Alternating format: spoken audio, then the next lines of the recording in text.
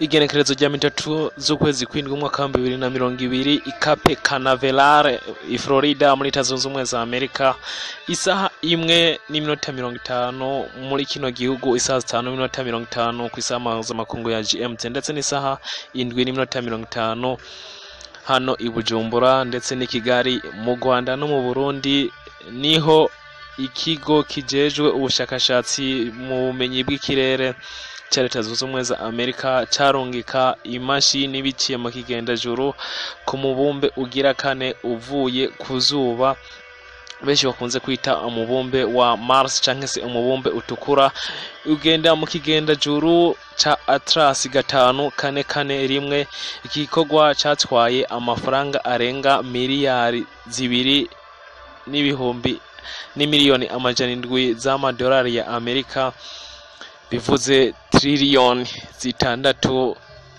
hafi z'amarundi. Niki ukwiye kumenya kuri iki kigendajuru ca Mars cagiye ku mubumbe wa Mars?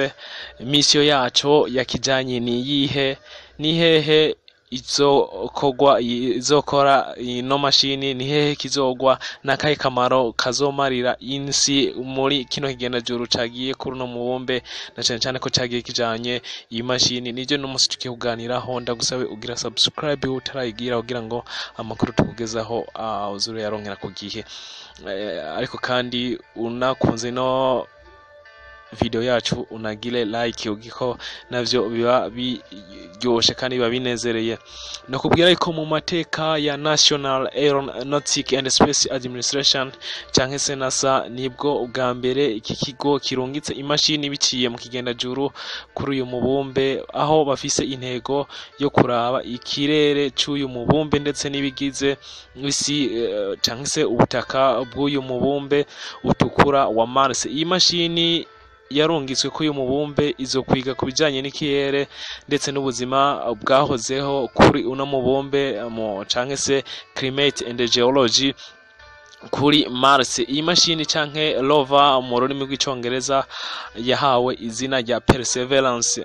Mu gihe isi iri kuri miliyoni 150 z'ibirometero uvuye ku zuba, Mars yo iri kuri miliyoni 228 bivuye ku zuba, ndetse ikaba iri kuri miliyoni zishika 70 zose uvuye kuri no si uja kuri ino mubumbe ugira kane.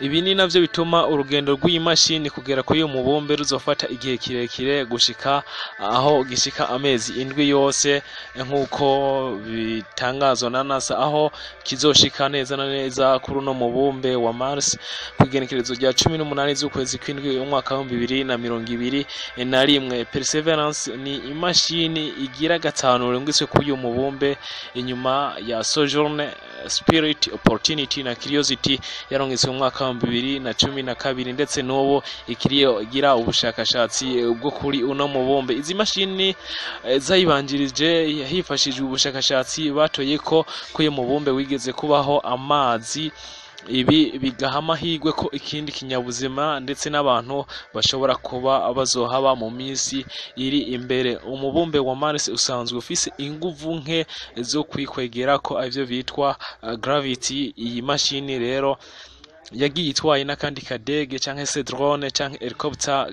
bise Ingenuity nkuko kahawe iri zina. Abahinga bakavuga ko bitazokorohera kuguruka k'uyu mubumbe kubera ko uno mubumbe usanzwe ufise hydrogene nke, kagira oxygene nyinshi ndetse na carbonique.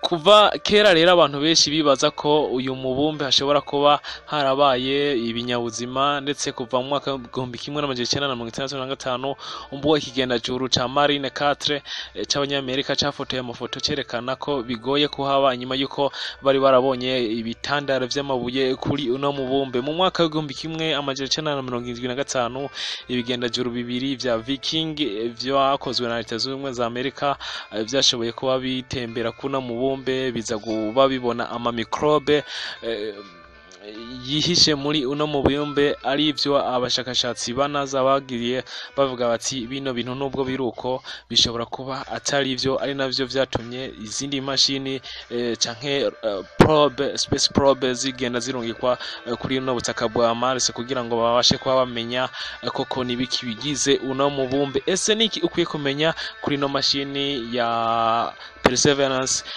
yarungitswe kuri uno mubumbe wa Mars? Perseverance ni mashini isa nk'umuduga, izoba ijeje kuzana ikabika vyinshi mu bigize ubutaka bw'uyu mubumbe bivanye n'ibikoresho vyayo. Ifise metero zitatu z'uburebure, ikagira metero zibiri n'ibice indwi z'ubwaguke na metero zibiri n'ibice bibiri vy'uburebure. Murumva yuko atari imashini nto.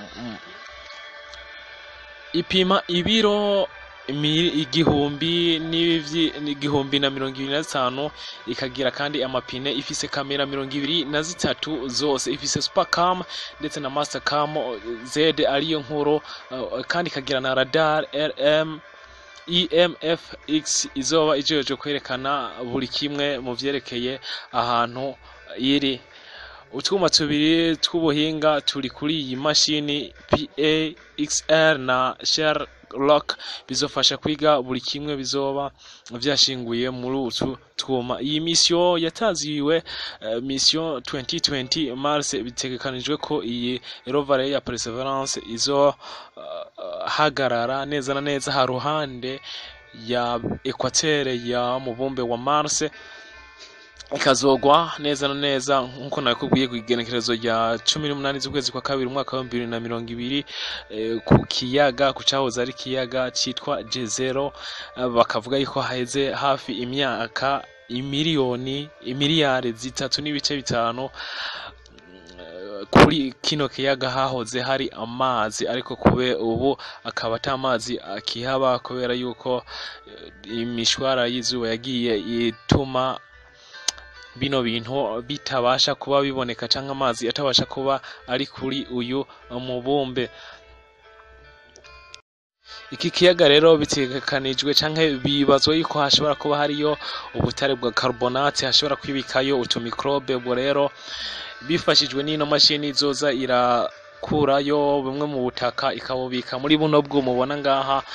Bitegekanijwe yuko abahinga bazoshobora kwiga buri kimwe kigize buno si canke buno butaka bwa Mars nkuko namaze kuba ndabikubwira.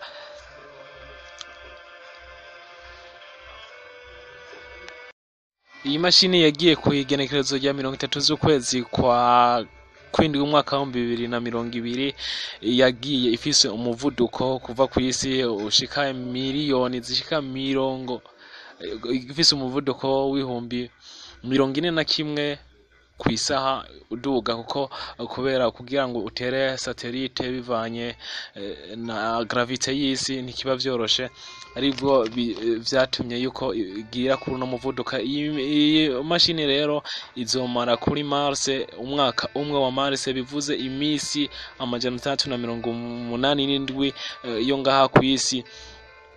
Imisi 90 ya mbere iyi mashini izomara kuri Mars izobanza igerageze ututuma twose tugize ino mashini iko dukora neza, izonagurusa kandi bivuye muri mu kurekura aka helicopter ka Ingenuity kugira ngo gakore igikorwa cayo, ariko bizogorana kuko kuva mu kwa 9 ku mwaka wa 2021 kubera ko isi izoba hazoba hari umurongo, bitewe nuko hazoba hari isi, izuba ndetse na Mars. Bizogora yuko ibikorwa bizobanza bihagarare gatoyi mu bijanye no gupima bino bikorwa, kubera ko isi izuba rizoba ryitambitse imbere.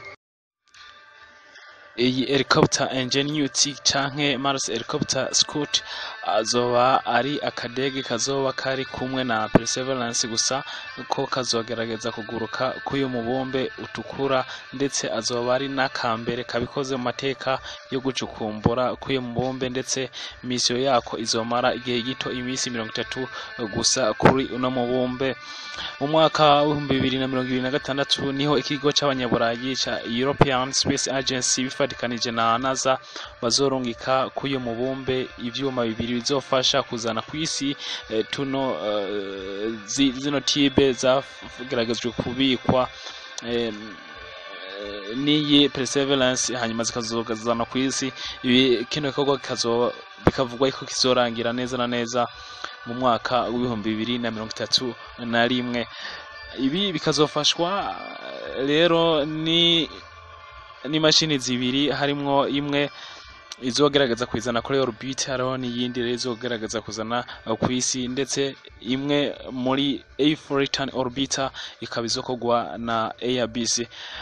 Mu mwaka wa 2027 rero niho imashini bivugwa yuko ishobora kuzoshika kuri Mars, hanyuma igikorwa kikazoca kibandanya kugeza bigarutse hano kw'isi kugira ngo babashe kumenya nibiki bigize isi, banategure umuntu wa mbere azoja kuri Mars n'abantu bazobasha kuhaba. Reka ndagushimire kuba wabanye natwe, ndagushimire wewe witanze kuva ku ntango kugeza ku iherezo. Subscribe kuri channel YouTube yacu nkuko vyama, share, like, comments. Mwagize neza gose, n'ivyiteka. Turabashimiye. Ibiganiro vya science igihe cyose naha